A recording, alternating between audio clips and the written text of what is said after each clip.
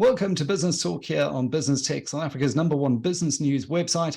And we've really been focusing in the last quarter of this year specifically on climate change in the broader ESG conversation. So a big E, but the S and the G are equally important in South Africa's context. And I think banks have become crucial role players as they attract far greater scrutiny for which companies they're lending to and what role they're playing in this now widely spoken about just transition towards a net zero emissions economy by 2050 or 2060, depending which side of the global north-south divide that you sit on. Absa Group Chief Strategy and Sustainability Officer Punki Modise attended the 27th Conference of the Parties, COP27, which took place recently in Sharm el-Sheikh in Egypt, and it was billed as Africa's COP. It felt like that. It's good to chat to you, Punki. Firstly, as the Chief Strategy and Sustainability Officer for Absa, can you just tell us a little bit about your personal passion for the environment and sustainability? Yeah, Michael, thanks for having me. I think at a personal level, but also I think speaking from an Absa point of view, we care deeply about the communities we serve, the markets in which we operate, as well as the environment, that we live in. I think we are aware of our duty, to others, particularly the vulnerable communities who often don't have, I think, the voice in that global conversation, that shape ultimately the world that we live in. So my sense is that given the complexity, with that involve, I think, the ESG issues, and the fact that, there's no real blueprint out there, to achieve a just transition, we'll have to be a lot more pragmatic, I think, in our approach so that we can keep taking positive steps and movements forward. I think for me, it's that process of, inch by inch, we have to, make the right progress. At the same time, I would say, I'm encouraged to see, the recognition, of the need to reframe the climate issues, especially in the context of human dignity. I think for me, that is crucial. And then at the same time, I think people are becoming more and more pragmatic, and less idealistic about what is needed to address and resolve the climate challenges. And this is a step in the right direction, as far as I'm concerned, particularly in the context of our continent, which I think we all love so much. And then also at the same time, I think the one other thing that is important for me at a personal level is just the issue of fairness. That point, I think, for me is very important, especially as far as it relates to, the vulnerable communities don't have to bear the brunt, I think, of a problem that was created in particular by the developed communities. And then from an Absa point of view, I think we take holistic view on just transition. To your other point, I think the transition to a greener economy must be just and equitable, I think, for everyone who participates in this ecosystem. And then finally, we all want to live a better future, I think, for our children, So we've got to look at the planet through the eyes of our children. And from my side, I think one thing that's personally close to me, and, lots of people that know me, is that, one of my favorite songs of all time is a song by Beyonce, which talks to ours here, and that talks to legacy. We have to leave a positive legacy, I think, as society ultimately. Thanks. And that speaks to such a higher purpose. I know one of the 5 key themes in your strategy at Absa is to be an active force for good in everything you do. And that goes beyond just a nice thematic that sits above a desk somewhere. It's about turning that into action. And for me, one of the big take homes from this COP was the fact that we finally have loss and damage included in the text. And back to your point about fairness, it really is about ensuring that those who are not really responsible largely for the bulk of emissions, but who are, they're going to be impacted in an outsized way, are compensated in this broader global commons conversation that we have around the COPs. But as one of the largest banks in Africa, though, just to bring it back to what you can actually do here to really execute on that strategy, can you just tell us a little bit more about some of the Absa ESG projects that you're working on at the moment to breathe life into that strategic intent? Yeah, thanks. I mean, if I look broadly, my sense is that, ESG is about, how we develop, the ecosystem within which we live. And in particular, it talks to societies, economies, as well as the business and the environment, in which we operate in. We've got to make sure that, we maintain, I would say, a sustainable environment. At the same time, I think it's about maintaining robust societies and strong economies, with businesses that are succeeding in an environment that is thriving ultimately. So if you have, I think, that, as you're going in position and context, therefore, my sense is that as a bank, I mean, we are consciously aware of the role that we play in contributing, to sustainable development, particularly, I think, in the African context and also the continent at large. So as an organization, we therefore elevated, ESG as one of our priorities, in our strategy. And a large part of my role, within that is to lead, the process to entrench as well as inculcate, I think, our commitment to sustainability very much deeply, into the organization. But I think within that, we also recognize that, in order to have a winning strategy, we truly, truly have to, I think, embed ESG into everything that we do, including, how we operate, including our purpose, as an organization. Why do we actually exist? And my sense is that over the last couple of years, we have accelerated and also broadened the work that we do to ensure that we have the right internal structures in particular and capabilities, to help us to really move forward this important agenda. And then I think finally, we also realize the potential within our business to take, those bold steps in making even more meaningful contribution ultimately by being an active force for good in everything that we do. And it came through just recently. I saw that you acted as the joint mandated lead arranger and lender for two EDF Renewables renewable energy projects. They reached financial close on the 10th of November. That's a really positive contribution. 140 megawatts wind farms located in the Northern Cape and 7.7 billion rands worth of investment. So that is real tangible investment. How are Absa's ESG goals and projects helping to shape a sustainable future in South Africa and beyond? Yeah, I think needless to say, Michael, I mean, society at large, in my mind, and also, when you look at governments, regulators, businesses, as well as consumers, they need to respond and respond rapidly, to mitigate as well as, adapt, I think, to the changes in the climate. So therefore, there needs to be strong commitment across all of these spheres, to achieve the requisite, I think, progress, and avoid an even much bleaker, I think, future for our planet as well as its people.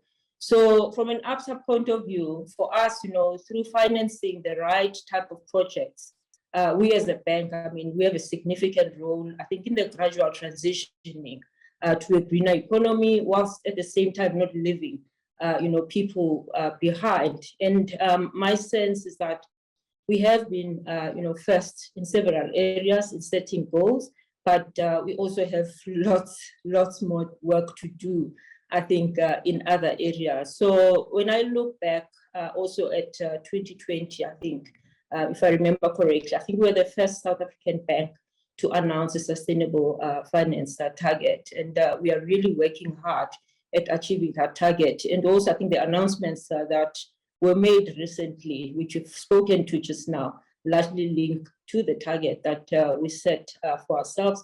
But I think while it's important to set goals, it's even more important, I think, to set goals based on factual as well as, measurable plans.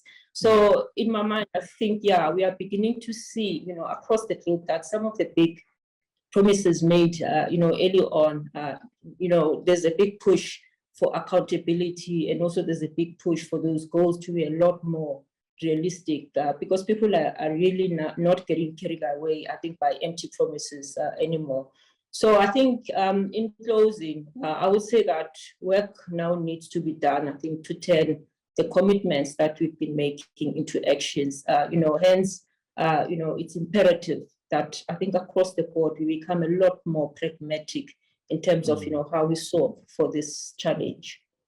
Pragmatism, I think, is a big win for me in the broader climate change, just transition conversation, because it doesn't make any sense to say, well, we're going to move with speed and leave people behind, and then people don't have the dignity of economic opportunity because you've taken decisions that impact that opportunity set and that landscape for them. And I just think here of people who work in the coal mining value chain, for example. You've got to offer them a future and a vision to buy into. No one's going to say, well, the future is unemployment and poverty, but we've got clean air to breathe. It's a very difficult, nuanced conversation, but at least we have all the role players now talking about it in a very frank manner. And to your point, it's not empty promises. I was a little bit skeptical when I first heard the net zero by 2050 promise, because I thought it's almost so far into the future that no one can really be held accountable to it. But we are starting to see some measurable, tangible progress. And while on this topic of the future, what can you tell us about Absa's ESG goals for 2030 and 2050? Yeah, I would say that, to your point, from an Absa point of view, my sense is that as we move to reduce our direct environmental footprint, and in line, I think, with our group's 2030 environmental action plan, we're working very hard, I think, to understand the physical climate risk impacts. Some of the goals that we have as an organization includes, amongst others, a 51% reduction in our own carbon emissions by 2030, against a 2018 baseline that we had set for ourselves. Obviously, COVID, came in, and with COVID, we are reassessing also, the reality of that target. But at this point in time, if I look at where we are at, I think we've made significant progress as far as that is concerned. And then at the same time, I think we're also targeting a 30% reduction, in our own energy consumption by 2030. So I think then moving forward, my sense is that from a financing perspective, we have published our first set of targets and standards, as well as, we're quite clear as far as I think the fossil fuel sector is concerned, in terms of what it is that we will do there and what it is that we will not do. So if you look at our total exposure, I think in that space, in particular to the coal sector, for example, we're looking at a material decline, in those exposures over time. At the same time, I think we are, reviewing our plans in the context of our operating environment on a regular basis, given the fluidity, and the complexity of this space. And then also, I think it's worth noting that, the renewable energy work that we have done accounts for about 2.1%, which is about 23 billion of our total loan book, as we, look at the balance sheet at this point in time. And my sense is that, the financing of the projects in this sector is in line, with our own sustainable finance goals. And this, to a large degree, includes helping our clients, on their journeys to become more sustainable. And also, the big one, in particular from a South Africa point of view for us, which is quite key, is assisting and supporting Eskom, I think, with its ambition also in terms of transitioning to renewable energy sources, thereby ultimately significantly, I think, reducing the greenhouse gas emissions in the country. So the programs, that we are really working hard on for us, I think, are critical in ensuring that, also Eskom can add, to renewable power generation capacity to the grid, in line, obviously, with the country's energy transition plans and objectives. To my earlier point, we've seen shareholder activists, certainly standing up, banging a drum but at least being mindful now of the fact that these things take time, especially if you're looking through your entire balance sheet as a bank and you're going into scope 3 type emissions territory, and one can only move as quickly as the technology and the economics allow one to move in a developing country context. Speaking of technology, how does technology and digital transformation broadly here help Absa as a bank achieve these targets? Yeah, I think to your point on scope 3 emissions, I think it's one of the most difficult pieces, to work through, in particular, given, some of the challenges around the availability of data. But I was actually encouraged also listening to some of the conversations at COP, around, how platforms are being created, to ensure that we can have credible data that we can work with, which will assist us as we think through, how do we support also as banks our clients in this space. And my sense is that we can't effectively achieve a just transition without embracing technology. So for me, that's a given. I think in the area of financial inclusion, for example, when you look at technology actually helps us to reach as well as include people who can't be easily reached, by a physical footprint. So with that context in mind, there is significantly more work we can do, to employing both digital as well as technology-based solutions, I think, to really find solutions and quick solutions to assisting with the challenges that we are dealing with, from a climate risk point of view.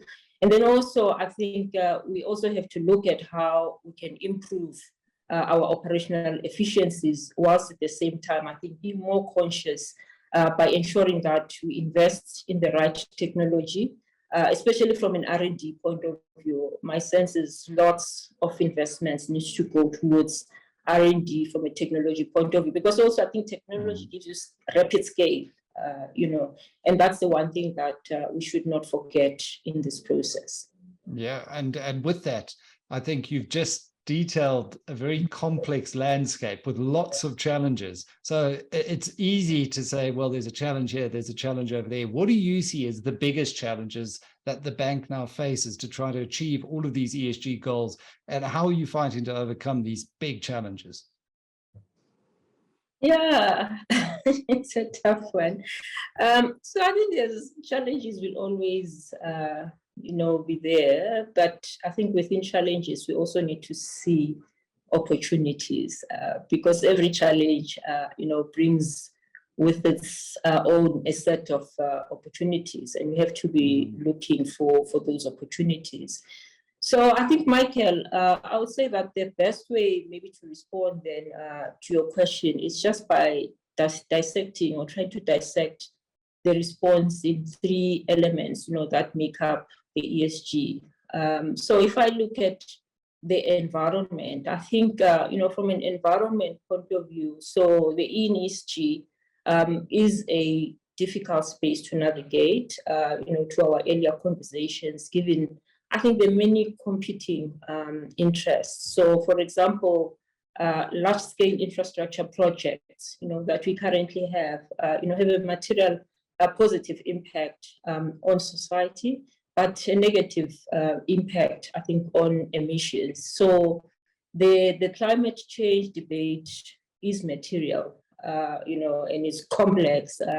But I think the dichotomy of it is that it's also urgent at the same time, and it's fast evolving. So if you look at a day-to-day basis, there's lots that we are learning about, the space. And I think the socio-economic impact of it and the consequences thereof need to be better understood, particularly in the context of the developing countries that, the continent is basically working with.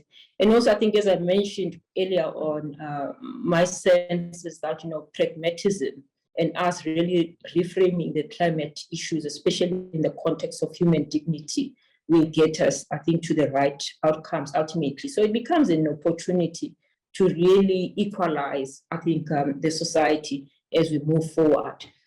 And then also, I think from a society then perspective, so when you look at, the society, I think broadly we have a firm handle on the challenges, in the countries where we have presence, especially as an organization across the continent. So, but at the same time, my sense is that we are acutely aware of the positive role as an organization we can play in society. Not only, I think, from a corporate social responsibility perspective, but also from a perspective of the products, that we are going to offer our clients as we move forward. So this then becomes an opportunity to basically contribute towards creating a more inclusive, economy. And then the other piece, I think, from a banking point of view, which is crucial, is just financial inclusion. It's always been an area where I think we have been very active as an organization, especially given, I think, the sheer importance, of the continent to us. So within that context, my sense is therefore that we are uniquely positioned, as a leading financial institution in many of the markets that we are in.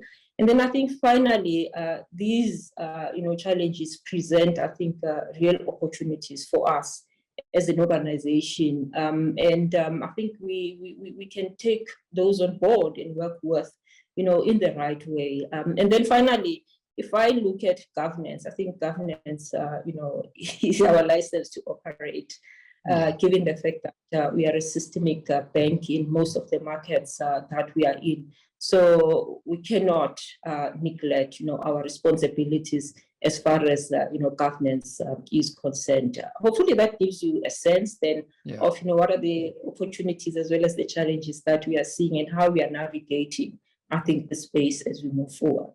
It certainly does, Punki, and it gives me a sense that you've got a lot of work ahead, but people are not getting carried away by empty promises anymore. It really is time to roll up our sleeves and to get that work done. So thank you very much, Punki Modise, Chief Strategy and Sustainability Officer at Absa, sharing a little bit more into the bank's ESG strategy and journey here on Business Talk.